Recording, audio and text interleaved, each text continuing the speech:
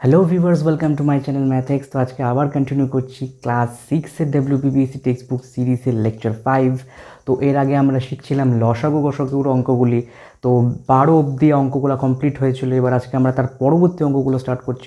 আগের ক্লাসে শিখিয়েছিলাম যে কীভাবে লসাগুর লেখা অঙ্ক দেখে বুঝতে হয় লসাগু হবে কি হবে না। সেটা আমরা সংক্ষিপ্ত ভাগ পদ্ধতিতে লসাগু গসাগু, মৌলিক পদ্ধতিতে লসাগু গসাগু করা শিখেছিলাম। তো আজকের কন্টিনিউ করব তার পর্ব। তো জুড়ে থাকো চ্যানেলের সঙ্গে এবং প্র্যাকটিস করতে থাকো নিয়মিত অঙ্কগুলি। এবং যারা আগের লেকচারগুলো একদমই দেখোনি তারা আগে গিয়ে সেই লেকচারগুলো দেখো, তবেই কিন্তু এই যে লেকচারের ভিডিওগুলি বুঝতে পারবে, না হলে কিন্তু মাথায় ঢুকবে না কিছু। তো দেরি না করে শুরু করছি আজকের লেকচার। ওকে, তো আগের লেকচারে অঙ্ক 12 নম্বর অঙ্ক অবধি কমপ্লিট করেছিলাম। এবার 13 নম্বর অঙ্ক থেকে শুরু করছি। তো 13 নম্বরে কী বলেছে দেখো, বলছে সবচেয়ে বড় সংখ্যা খুঁজি যা দিয়ে 45 ও 60কে ভাগ করলে কোনো ভাগশেষ থাকবে না। আচ্ছা, তো সবচেয়ে বড় সংখ্যা তো আমি বলেছিলাম আগের অঙ্কের দেখে মনে করে দেখো, যারা আগের লেকচারটা দেখেছো তারা মনে করতে পারবে। যেখানে বলেছিলাম সবচেয়ে ছোট এই ওয়ার্ডটা থাকলে পরে আর সংখ্যা যেগুলো দেওয়া আছে সেগুলো দিয়ে যদি বিভাজ্য করার কথা বলা থাকে তাহলে লসাগু করতে হয়। কিন্তু এখানে উল্টো কথা বলে, যেখানে বলেছে বড় সংখ্যা, এটা আমাদের নোট রাখতে হবে। আর যা দিয়ে এরা ভাগ করা যাবে। প্রশ্ন দেখো, এদেরকে দিয়ে ভাগ করার কথা বলেনি, বলেছে যা দিয়ে এদেরকে ভাগ করলে ভাগশেষ থাকবে না। আচ্ছা, ভাগ করলে ভাগশেষ থাকবে না এই কথাটার মানেই হচ্ছে বিভাজ্য। সো আগের অঙ্কটাতেও বিভাজ্য লেখা ছিল, আর এই অঙ্কটাতে ভাগশেষ থাকবে না, একই কথা। ভাগশেষ থাকবে, বিভাজ্য একই কথা। তো ওটা কোনো সমস্যা নেই, শুধু আমাদের খুঁজতে হবে দুটো ওয়ার্ড। একটা হচ্ছে বড় কথাটা খুঁজতে হবে, আর একটা হচ্ছে যা দিয়ে এদেরকে বিভাজ্য, যা দিয়ে এদেরকে ভাগ করা হবে। এরকম ওয়ার্ড থাকলে আমরা একদম বুঝে যাব করতে হবে গসাগু। ওকে, তাহলে 45 আর 60-এর গসাগু করব। কত হবে? 15 দিয়ে যাবে, 3 15 45, 4 15 60। অতএব গসাগু কত? গসাগু হচ্ছে আমাদের 15।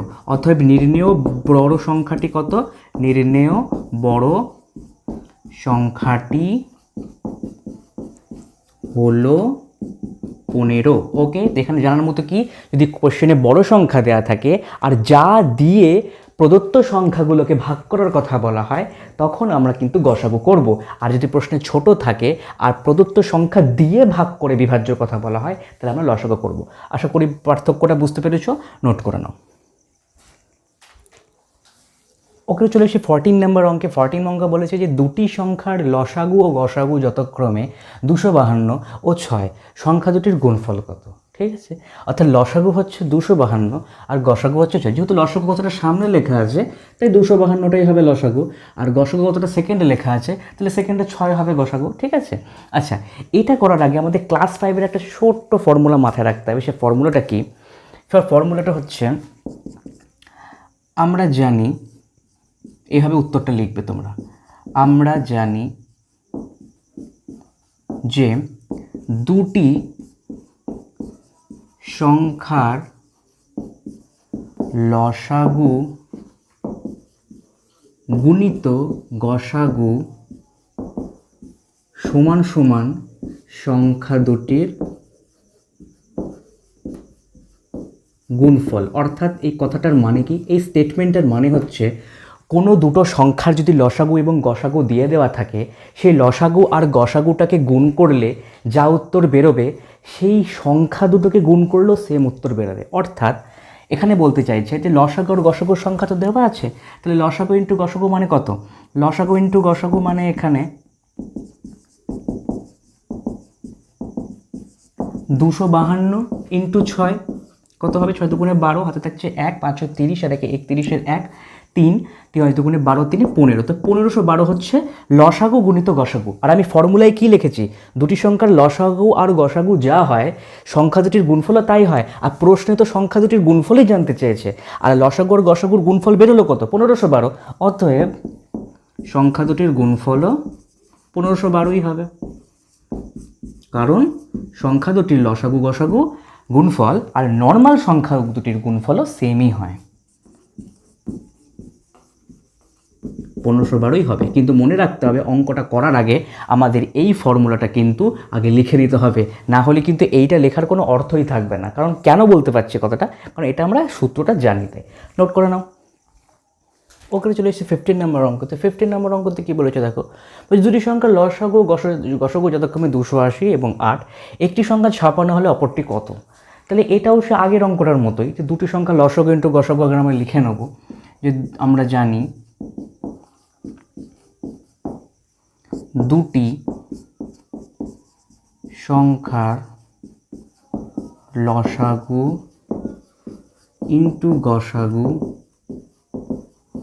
সমান সংখ্যা দুটির গুণফল, তাই তো? তাহলে আমরা এক কাজ করি, আমরা লসাগু ইন্টু গসাগুটা করে ফেলি, তাহলে আমাদের এক কথায় বেরিয়ে যাবে সংখ্যা দুটির গুণফল কত, তাই তো? তাহলে আমরা দেখি লসাগু কত দেওয়া আছে, লসাগু ইজ গিভেন 280, আর গসাগু কত দেওয়া আছে, গসাগু দেওয়া আছে 8। তাহলে আমরা লসাগু ইন্টু গসাগু বের করে নেব। লসাগু ইন্টু গসাগু তাহলে কত হবে, 280 ইন্টু 8, দ্যাট ইজ হোয়াট 0, 8 64, 6 আর 2 16 আর 6 22। এটা যদি লসাগু ইন্টু গসাগু হয় তাহলে সংখ্যা দুটির গুণফল এটাই হবে। অতএব সংখ্যা দুটির গুণফলও কত,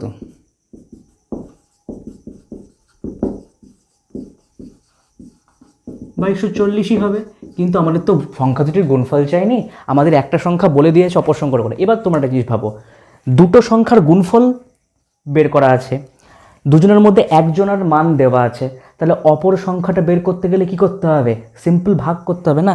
গুণফল দেওয়া আছে, একটা সংখ্যা দেওয়া আছে, অপর সংখ্যাটা বের করতে গেলে ভাগই করতে হবে। সাপোজ ধরো দুটো সংখ্যার গুণফল 10, একটা সংখ্যা হচ্ছে 5, তাহলে অপরটা কত ছিল, 10 ভাজিত 5 2, কত ইজিলি বেরিয়ে গেল। তো এটাও তো সেম অঙ্ক না, দুটো সংখ্যার গুণফল 2240, একটা হচ্ছে 56, অপর সংখ্যাটা গ্যারেন্টি ভাগ করে বের করতে হবে, কারণ দুটো সংখ্যাকে গুণ করে এটা পেয়েছিলাম।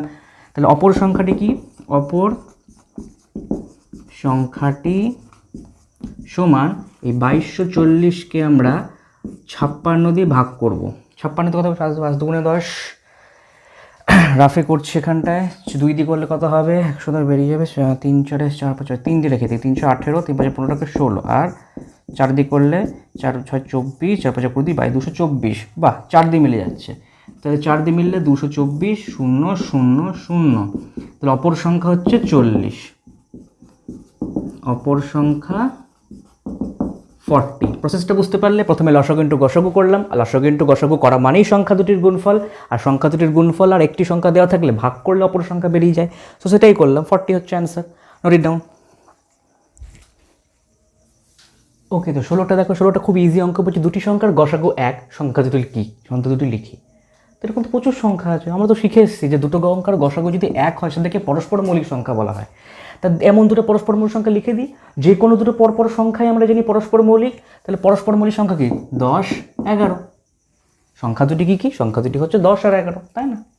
যে কোনো দুটো পরপর সংখ্যা 99 100 2 3 5 6 যা ইচ্ছে লেখা যেতে পারে, যে কোনো ছোটো সংখ্যার গসাগু পরপর সংখ্যার গসাগু একই হয়। নোট করে নাও। ওকে, 17 অঙ্কটা দেখো, বলেছে 48টি রসগোল্লা ও 64টি সন্দেশ কোনোটি না ভেঙে সবচেয়ে বেশি কতজনকে সমান সংখ্যায় দেওয়া যাবে। তো এরকম অঙ্ক থেকে কী করতে হয়, কিছু আমি ওয়ার্ড শিখিয়ে রাখছি তোমাদেরকে, যে গসাগু লসাগু কী করে চিনতে হয়। গসাগু জাতীয় অঙ্কতে না কিছু কিছু ওয়ার্ড মাথায় রাখবে। একটা তো শিখিয়েছি যে ওই সবচেয়ে বেশি, তারপর যা দিয়ে ভাগ, ওটা তো শেখালেনি। আর এই জাতীয় অঙ্ক কী করে বুঝতে হয়, কোনোটি না ভেঙে, না নষ্ট করে, না অপচয় করে, এই সমস্ত ওয়ার্ড থাকলে পরে সবচেয়ে বেশি, এটা তো থাকতেই হবে, সমান সংখ্যক বিতরণ, এই সমস্ত ওয়ার্ড থাকলে পরে বুঝে যাবে গসাগুর কথাই বলা হচ্ছে। আর এই সমস্ত ওয়ার্ড যদি না থাকে, লসাগু গসাগু যদি অঙ্ক থেকেই থাকে, এই সমস্ত ওয়ার্ড না থাকলে বুঝে যাবে লসাগু হচ্ছে। তো গসাগু অঙ্ক চেনা খুবই সোজা, যে কোনোটি না ভেঙে, না নষ্ট করে, না অপচয় করে, না মিশে গিয়ে, এরকম টাইপের ওয়ার্ড থাকবে। সবচেয়ে বড়, সবচেয়ে বেশি, সবচেয়ে বৃহৎ, এরকম টাইপের ওয়ার্ড থাকবে। তার সঙ্গে সমান সংখ্যায় বিতরণ বা সমান সংখ্যায় ভাগ করা, এই সমস্ত ওয়ার্ড, এই 3 জাতীয় ওয়ার্ড যদি থাকে কোনো অঙ্কে, দ্যাট ইজ গসাগু। ওকে, তার মানে বোঝা যাচ্ছে এই অঙ্কটা হবে গসাগু। তাহলে 48 আর 64কে আমরা গসাগু করে দিই, কত হবে, 2 দিয়ে করি 24 অ্যান্ড 32, 8 দিয়ে করলে হবে 3, 4 8 32। সো গসাগু কত হবে, গসাগু আমরা অলওয়েজ কর্নার অবধি নিই, মানে এতটা অবধি নেব, 2 × 8, তাই তো, ইকুয়াল টু 16। 3 4কে নেবো না, গসাগুতে আমরা কর্নার অবধি নিই, পুরোটা নিই না।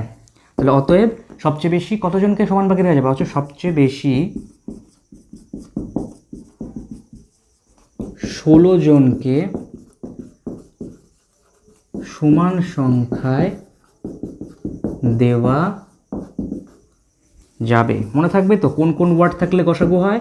না কোনো, না ভেঙে, না নষ্ট করে, না অপচয়, সবচেয়ে বেশি, সমান সংখ্যায়, বিতরণ, ভাগ, এই সমস্ত কথা থাকলে গসাগু। আর এই সমস্ত কথা না থাকলে লসাগু। লসাগুর অঙ্ক বুঝতে পারবে কী কী হবে, নোট করে নাও। ওকে, তো 18 নম্বর অঙ্কটা দেখো, স্ক্রিনের উপর তোমরা কোয়েশ্চেন দেখতে পাচ্ছ। 18 নম্বর অঙ্কটা কী বলেছে? বলেছে যে বিবাসদের বন্ধুরা মিলে 8 জন বা 10 জন সদস্য নিয়ে নাটকের দল তৈরির কথা ভাবলো। কমপক্ষে কতজন উভয় প্রকার দল তৈরি করতে পারবে? তো দেখেছো তোমরা, তো এই অঙ্কে কোনো সবচেয়ে বেশি, না ভেঙে নষ্ট করে, সমান সংখ্যক, এসব কোনো ওয়ার্ড নেই। তার মানে বুঝে যাচ্ছে এটা গসাগু হবে না, তাহলে লসাগুই হবে। আরেকটা ভুল সবাই করে, সবাই ভাবে যে কমপক্ষে ওয়ার্ডটা থাকলে লসাগু হয়। এরকম কোনো নিয়ম নয়। অ্যাকচুয়ালি ব্যাপারটা হচ্ছে কমপক্ষে এই ওয়ার্ডটা দিয়ে মোস্তকটা কেসেসে লসাগুর অঙ্ক মিলে যায় ঠিকই, তবে 10টার মধ্যে 10টা অঙ্কে মিলবে এমন কোনো মানে নেই। এমন প্রচুর অঙ্ক আছে যেখানে কমপক্ষে লেখা সত্ত্বেও গসাগু হচ্ছে। পরবর্তীকালে বিভিন্ন এক্সাম্পল বুঝতে পারবে, বাট আপাতত মনে রাখো লসাগু অঙ্ক চেনাই উপায় হচ্ছে কি, গসাগু না হওয়াটাই হচ্ছে লসাগুর উপায়। লসাগুর অঙ্ক স্ট্রাকচারটা একটু অন্যরকম হয়। এই যেমন দেখতে পাচ্ছ না, অথবা ফতবা এসব অঙ্কটা থাকবে, ঠিক আছে? তো অথবা কথাটা লসাগুর ক্ষেত্রে খুব থাকে, 8 অথবা 10 এরকম করে কথা থাকবে, ঠিক আছে? এরকম কথা থাকলে পরে মোটামুটি, আর গসাগুর অঙ্ক তুমি দেখাতে তাহলে আমি কী থাকবে মোটামুটি বললাম যে ওই সবচেয়ে বেশি, না ভেঙে, না নষ্ট করে, সমান সংবিধান, এগুলো যেহেতু কোনো ওয়ার্ডই এর মধ্যে নেই, সো এটা নো ডাউট এটা লসাগুই হবে। 8 আর 10 লসাগু করলে কত হবে? 2 দিয়ে করবো 4, 5, তাহলে লসাগু কত হচ্ছে? ইট ইজ 2 × 4 × 5, 5 দুগুণে 10, 4 40। অতএব অ্যান্সার কত? দ্য অ্যান্সার ইজ কমপক্ষে কত জানতো? কমপক্ষে 40 জন। 40 জন থাকলে উভয় প্রকার দল তৈরি করতে পারত।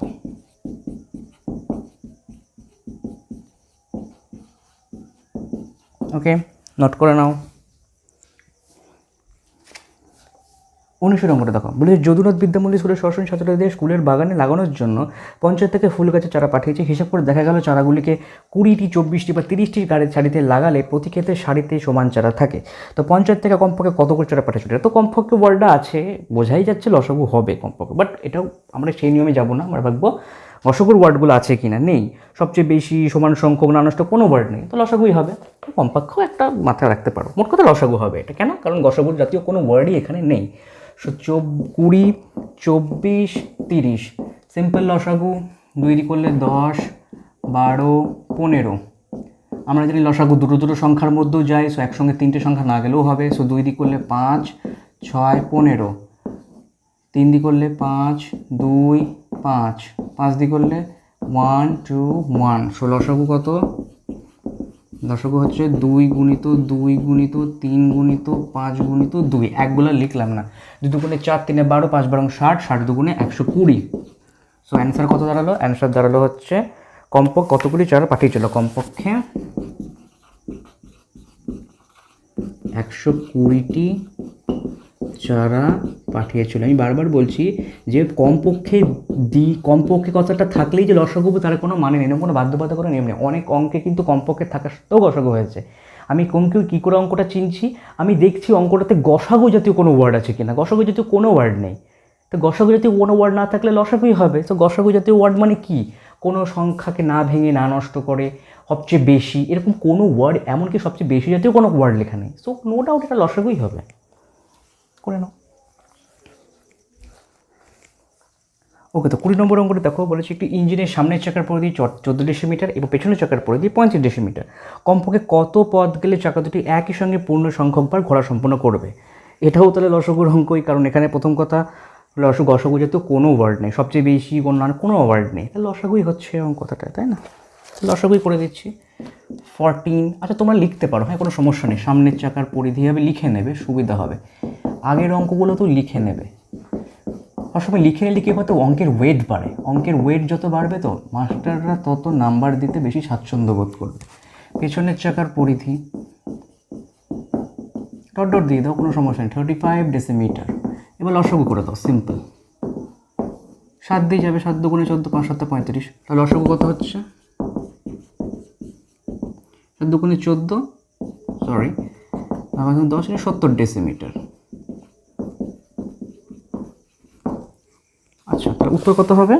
কমপক্ষে পূর্ণ সংখ্যা কমপক্ষে কত পদ গেলে, তাহলে কমপক্ষে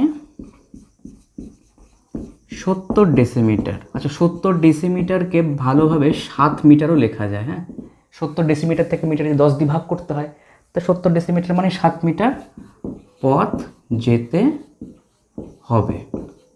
ওকে, লসাগু কেন হলো বুঝতে পারলে? কারণ এখানে গসাগু জাতীয় কোনো ওয়ার্ড নেই, সেই জন্য লসাগুটা হলো। ঠিক আছে, এখানে কোনো গসাগু যেহেতু ওয়ার্ডই নেই তো বোঝাই যাচ্ছে, এই জন্য এখানে লসাগুটা হলো। তো আজকে এতটাই, পরের ভিডিওতে এর পরের টপিক নিয়ে আলোচনা করব। তোমরা নিয়মিত এই অঙ্কগুলো প্র্যাকটিস করতে থাকো। কোনো সমস্যা থাকলে অবশ্যই কমেন্ট সেকশনে জানাও। চ্যানেলের সঙ্গে নিয়মিত জুড়ে থাকো, আর অবশ্যই ভিডিওটি সম্পূর্ণ দেখবে। যারা যারা আগের ক্লাস 6-এর ভিডিওগুলো দেখোনি তারা অবশ্যই প্লেলিস্ট থেকে দেওয়া লিঙ্ক থেকে অবশ্যই আগের ভিডিওগুলো দেখে নেবে, তাহলে তোমাদের পরবর্তী অঙ্কগুলো বুঝতেও সুবিধা হবে, এই অঙ্কগুলো বুঝতেও সুবিধা হবে। ঠিক আছে, তো আজকের জন্য এইটুকু, আসছি।